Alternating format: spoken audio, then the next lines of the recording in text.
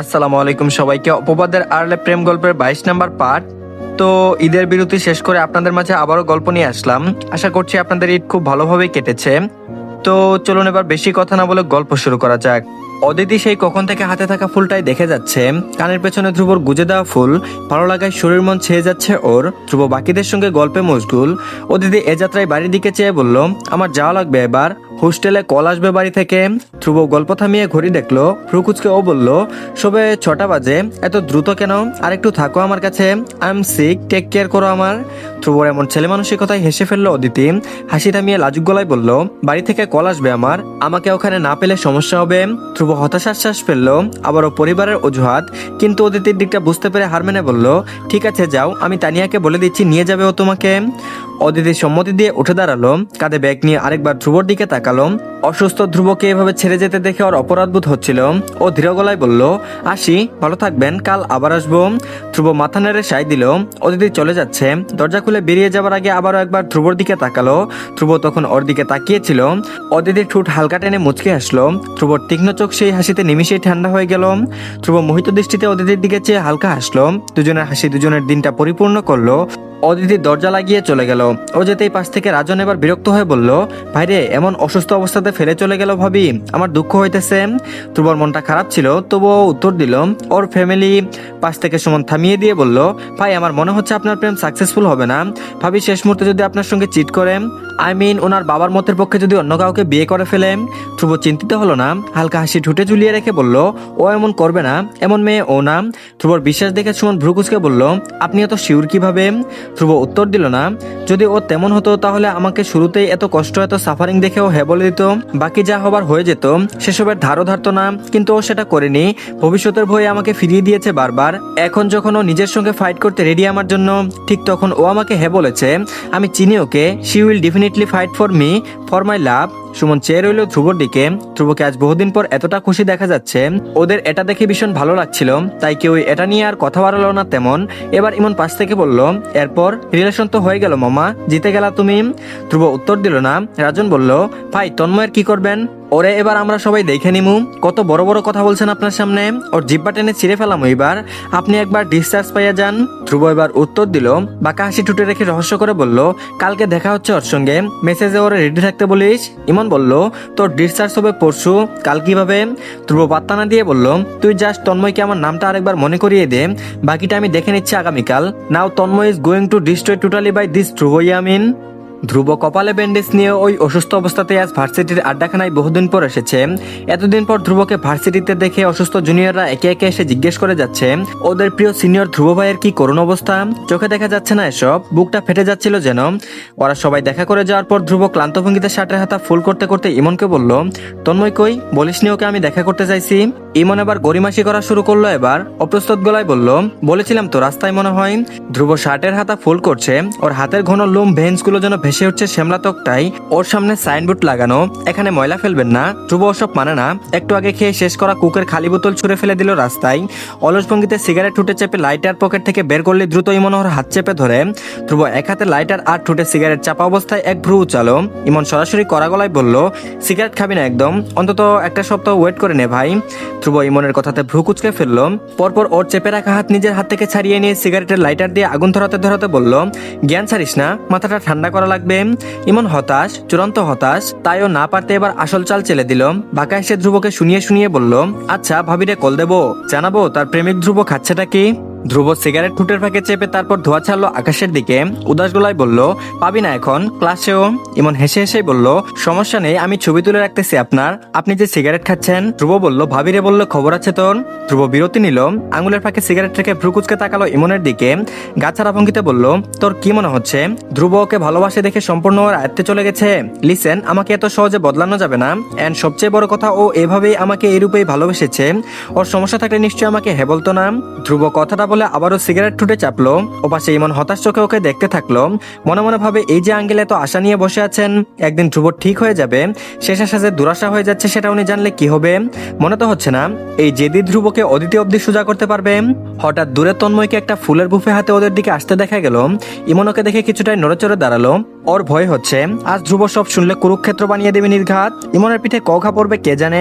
তন্ময় এসে ওদের সামনে দাঁড়াতেই ইমন গলা ঘেঁষে কিছুটা সরে দাঁড়ালো ধ্রুবর থেকে। ধ্রুব সিগারেট ততক্ষণে জুতো দিয়ে পিষে সোজা হয়ে দাঁড়িয়েছে, মুখোমুখি হয়েছে তন্ময়ের। তন্ময় যেন ধ্রুবর ওসব কিছু ধার ধারলই না, সোজা ধ্রুবর হাতে ফুলের বুফেটা ধরিয়ে দিল। ধ্রুব বিস্মিত ভঙ্গিতে হাতে রাখা বুফেটা দেখে তন্ময়ের দিকে ভ্রু কুঁচকে চাইল। তন্ময় গাল ভরে হেসে বলল, কনগ্রাচুলেশন ধ্রুব ভাই, অদিতি ভাবি ইজ ফাইনালি ইউর। ধ্রুব এক হাতে বুফে নিয়ে হয়ে দাঁড়িয়ে আছে। তন্ময়ের ভাবগতি ওর সুবিধার লাগছে না। তন্ময়ের মুহূর্তেই এমন রং বদলে ফেলা ওকে অবাক করলো। রাজন পাশ থেকে সব নাট্যমঞ্চ দেখতে তন্ময়ের দিকে তেরে গিয়ে বলল, ওই পুলা, ভাইয়ের পা ধরে মাপ চাওয়ার বদলে তুই ভাইরে কংগ্রেস জানাস, ট্রিক্স খাটাস ভাইয়ের লগে। তন্ময় হেসে হেসে বলল, ট্রিক্স? ওটা আমি না, আপনাদের ধ্রুব ভাইয়ের বাবা খাটিয়েছে, মানে আমাদের খাদ্যমন্ত্রী সৌরভ ইয়ামিন। ধ্রুব ভ্রু কুচকে প্রশ্নবোধক চোখে চেয়ে রইল তন্ময়ের দিকে, জিজ্ঞেস করলো মানে? তন্ময় জবাব দিল অলস ভঙ্গিতে, তারপর বলল, আপনার সামনে থাকা ইমন ভাইকে জিজ্ঞেস করুন, সেই তো আমাকে টাকা দিয়েছে যেন আমি আপনাকে বাজির কথা বলে উস্কে দেই। ইমন ভাই রাইট? ইমন ঢুক গিলে ধ্রুবর দিকে তাকালো। ধ্রুব ভ্রু বাঁকিয়ে ইমনের দিকে চেয়ে জিজ্ঞেস করলো, তন্ময় এসব কি বলছে? ইমন শান্ত গলায় বোঝানোর চেষ্টা করলো, তারপর বলল, ভাই আমার, আমি বুঝিয়ে বলছি, তুই ঠান্ডা মাথায় আমার কথা শুনবি, ওকে? ধ্রুব এখনো কিছুই বুঝতে পারছে না, কিন্তু এতটুকু বুঝতে পেরেছে ইমন কোন সাহসে ওর বন্ধু হয়ে সৌরভের সঙ্গে তাল মিলিয়েছে।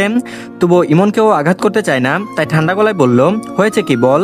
ইমন বলা শুরু করে, তারপর বলল, তুই অদিতির প্রতি শুরুর দিন থেকে দুর্বল ছিলি, এটা তুই স্বীকার না করলেও আমরা জানতাম, দেখেছি আমরা তোর পাগলামি। ওই দিন অদিতি অজ্ঞান হয়ে গেছিল না, তুই ওকে ওই অবস্থাতে দেখে ওর পাশ অব্দি যাসনি। অবশ্য পরবর্তীতে গেছিস যখন অন্য পুরুষকে ছোঁয়ার চেষ্টা করেছিল, তুই নিজেকে অদিতির পাশে ভাবতেও হীনমন্যতায় ভুগছিলি। আঙ্কেল হয়তো বা সেটা বুঝতে পেরেছে। উনি আমাকে একদিন ওনার অফিসে ডাকেন, আমি ওই দিন তোকে ভার্সিটিতে রেখে ওনার অফিসে যাই। আঙ্কেল আমাকে তোর আর অদিতির ব্যাপারে সব বলতে বলে, আমি সব বলি যে তুই ওকে ভালোবাসিস বা কিনা তুই শিওর না, তুই কখনোই আগাবি না অদিতির দিকে, চাইবি না তোর এই নষ্ট জীবনে কোনো মেয়ে আসুক। আঙ্কেল সেটা বুঝে আমাকে বলল, যেমন তুই রাগে দিদি, তোকে একমাত্রই উস্কে দিতে পারলে অদিতির কাছে তুই যাবি, ওকে কনফারেন্স করবি। তাই আঙ্কেল নিজে আমাকে তন্ময়ের বাজি ধরার বুদ্ধিটা দিলেন। আমি ভাই বিশ্বাস কর শুরুতে মানা করেছি, কসম, কিন্তু আঙ্কেল চাইছিলেন তুই ভালো হ, সুস্থ জীবন কাটা। অদিতি ভালো মেয়ে যে তোকে তোর এই নষ্ট জীবন থেকে ছিনিয়ে নিয়ে আসবে। অদিতির মধ্যে আঙ্কেল আশা দেখেছিলেন, তাই আমিও তোর ভালোর কথা ভেবে শেষ অব্দি রাজি হই। ওই দিন ভার্সিটি এসে তন্ময়ের সঙ্গে কথা বলি, তন্ময় আমার পরিচিত হয়, রাজি হয়ে যাই, ব্যাস বাকিটা এই অব্দি এসে পৌঁছে যাই। ধ্রুব হতবম্ব, ও চোখ কপালে তুলে শুনে যায় এসব। ওর ফিলিংস নিয়ে খেলা হচ্ছিল তো দিন। ধ্রুব রাগের মাথায় ইমনের দিকে তেরে যায়, ইমনের কলার চেপে ধরে চেঁচিয়ে বলল, শালা তুই কেন আমার বাপের লোকে মিশে এমন ফালতু বুদ্ধি করবি? তোকে তো আমি। ইমন ধ্রুবর কলার ধরে রাখা হাত দুহাতে চেপে বোঝানোর চেষ্টা করে, ভাই তোর বাপ তোর ভালো চাই, তুই আল্লাহর রাস্তায় এটা মানতে শিখ ধ্রুব। ধ্রুব ইমনের কলার চেপে ধরে চেঁচিয়ে উঠে আবারও বলল, দরকার নাই আমার তার লুক দেখানো ভালো, তুই আমার ফ্রেন্ড, আমার বেস্ট ফ্রেন্ড, আমার বাপের সঙ্গে তোর কোনো সম্পর্ক থাকতে পারে না। ধ্রুবর চোখ মুখ অস্বাভাবিক, রাগ মাথায় চেপে আছে। ইমন ওই রাগী চেহারার দিকে চেয়ে হেসে ফেললো, তারপর বলল, আঙ্কেল যে তোর বাপ এটা তুই স্বীকার করছিস তাহলে? ধ্রুব ইমনের এক কথায় অতিষ্ঠ হয়ে ওর কলার ছেড়ে দিয়ে সরে গেল, আঙ্গুল শাসিয়ে বলল, সে আমার বাবা নয়, সে জাস্ট আমার মায়ের হাজবেন্ড, সে চিট করেছে আমার মায়ের সঙ্গে, নাথিং মোর। ধ্রুব তারপর বড় বড় পা ফেলে বাইকে গিয়ে বসে ইঞ্জিন চালু করেছে।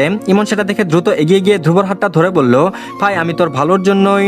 ধ্রুব ইমনের হাত ঝাড়া মেরে ছাড়িয়ে দিয়ে বলল, ভারমে যা তুই আর তোর ভালো, যা এখন আমার বাপের লোকে মিলেমিশে বুদ্ধির গুডাউন খুল, আমার কাছে আসার দরকার নেই তোর। ধ্রুব কথাটা বলে বাইকের ইঞ্জিন চালু করে শুশু আওয়াজে চলে গেল। কোথায় ও যেতে পারে জানে ইমন। ও যেতেই ইমন তড়িঘড়ি করে অদিতিকে কল করলো। ওপাশে কল ধরলে ইমন বলল, অদিতি বোন আমার, তোমার প্রেমিক রাগ করে বাইক নিয়ে ভার্সিটি থেকে হাওয়া, কোথায় যেতে পারে আমি তোমাকে অ্যাড্রেস দিচ্ছি, ও রাগটা কমাও গিয়ে, না হলে তুমি আমি সবাই ফিনিশড। অদিতি শুনে প্রশ্নবোধক গলায় বলল, কিন্তু ভাইয়া তার তো এখন হসপিটালে থাকার কথা, আমি হসপিটালের দিকে যাচ্ছিলাম এখন। ইমন অতিষ্ঠ গলায় ধ্রুবর নামে বলল, কি আর বুঝাবো তোমাকে, ওটা ধ্রুব অদিতি, ওর মতে গতি বুঝা কার সাধ্য, সমস্যা নেই, ধীরে ধীরে চিনে যাবে তুমি, এখন যাও ওর রাগটা কমিয়ে দিয়ে আসো, নাহলে ওর বাবার আজ আর রক্ষে নেই ওর কাছ থেকে। অদিতির সঙ্গে সঙ্গে ইমনকে শান্ত করতে বলল, জি ভাইয়া আমি যাচ্ছি, চিন্তা করবেন না। আর এদিকে বৃষ্টি নেমেছে মেঘলা আকাশ চিরে, নদীর তীর জুড়ে কুয়াশার মতন ধোঁয়া, বাতাসে ভিজে যাওয়া মাটির গন্ধ। ধ্রুব বাইক থেকে নেমে নদীর পাড়ে এসে দাঁড়িয়ে এক দৃষ্টিতে নদীর দিকে তাকিয়ে আছে। ভেজা চুলগুলো তার কপালে লুটিয়ে পড়েছে, শার্ট ভিজে গায়ে সেটে গেছে। বাইরেটা যতটা শান্ত দেখাচ্ছে, চোখে ঠিক ততটাই ঝড়ের মতো রাগ আর হতাশার ছাপ। ওই ইমনের কাছে এসব আশা করেনি। সৌরভ ইয়ামিনের দয়া ওর চায় না, সৌরভ ইয়ামিনের কিচ্ছু না, নাথিং। ধ্রুব আজ অব্দি যা পেয়েছে সব নিজের জুড়ে পেয়েছে। পেয়েছে, অদিতিকেও তাই। অথচ অদিতিকে পাওয়ার পেছনে অর্ধেক হাত যে সৌরভের সেটা মানতেই চাইছে না ধ্রুব। হঠাৎ অদিতি ছাতা হাতে দাঁড়িয়েছে ধ্রুবর পেছনে, ওখানে দাঁড়িয়ে হাঁপাতে হাঁপাতে বলল, আপনি এখানে কি করছেন ধ্রুব? ঠান্ডা লাগবে, ছাতার নিচে আসুন। ছাতার নিচে দাঁড়িয়ে থাকা অদিতির কণ্ঠে অনুনয়, চিন্তিত ও ধ্রুবর জন্য। ধ্রুব ভিজছে, ওর নাকের পাটা লাল টকটকে, চোখ মারাত্মক লাল হয়ে আছে, আর জ্বর উঠবে নির্ঘাত। অদিতি আবারও বলল একই কথা। ধ্রুব, জেদ কেন দেখাচ্ছেন? ছাতার নিচে আসুন প্লিজ। ধ্রুব যেন শুনতেই পায়নি, তার কপালের শিরাগুলো উত্তেজনায় টান টান হয়ে আছে। অদিতি আবারও ডাকলো, ধ্রুব, ব্যাস এটুকুই। ধ্রুব সঙ্গে সঙ্গে পিছন ফিরে অদিতির দিকে বড় বড় পা ফেলে এগিয়ে গিয়ে ওর হাতের ছাতা ছুঁড়ে ফেলে দু হাতে চেপে ধরার বাহু শক্ত ভঙ্গিতে। অদিতি ভয় পেয়ে গেল, চোখ ছোট ছোট করে ধ্রুবর রাগী সত্তা দেখতে থাকলো। ধ্রুব চিৎকার করে বলল, তুমি এখানে কেন? ওই লোকটা তোমাকে ইউজ করেছে, রাইট? খবরদার অদিতি, তুমি ধ্রুবকে ভালোবেসেছো, আমার পরিবার তোমার কাছে কিচ্ছু না। আমি শুধু তোমার কথা শুনবো, অন্য কারো না। কেউ তোমাকে উস্কে দিলে আইসিওর আমি তাকে খুন করে ফেলবো। অদিতি কিছুটা হতভম্ব হলেও নিজেকে সামলে নিয়ে কম্পিত গলায় বলল, ধ্রুব ঠান্ডা হন, কি হয়েছে আপনার? কে উস্কাবে আমায়? ধ্রুব থেমে গেল। অদিতির ভয়ার্ত মুখের দিকে চেয়ে ওর অপরাধবোধ হলো হঠাৎ। দ্রুত ওকে ছেড়ে দিয়ে সরে গিয়ে দু হাতে মুখ চেপে ধরে জোরে সোরে শ্বাস ফেলতে লাগলো। অদিতি সব দেখতে থাকে, তারপরও অনেকটা সাহস নিয়ে হাসার চেষ্টা করে বলল, আপনার রাগ দেখুন আকাশেরও সহ্য হয়নি, তাই কেঁদে ফেলেছে। ধ্রুবর মুখ থেকে হাত সরালো, অদিতির দিকে চেয়ে রইল। মিনিট কয়েক কেটে গেল। ধ্রুব এখন নিজের কপাল হাত দিয়ে চেপে ধরেছে। অদিতি ধীরে ধীরে এগিয়ে এসে তার মুখে চেপে রাখা হাতটা ধরলো। আলতো করে ধ্রুবর হাতটা মুখ থেকে সরিয়ে নিয়ে মৃদু গলায় বলল, আপনি আমার প্রেমিক ধ্রুব, বেশ এটুকুই আমি জানি আপনার ব্যাপারে। আমাকে আর বাদ বাকি কে কি বললো জানি না, আমি জানতেও চাইনি কোনোদিন। তো ধন্যবাদ সবাইকে, ঈদের ব্যস্ততায় গল্প দিতে পারিনি, ইনশাল্লাহ আগামীকাল থেকে দিব নিয়মিত। তো আজকে একটা পার্টই দিলাম, আশা করছি ভালো লেগেছে। আর সবাই ভালো থাকবেন, হাসি খুশি থাকবেন, প্রিয়জনদের সাথে ঈদের আনন্দটা উপভোগ করুন।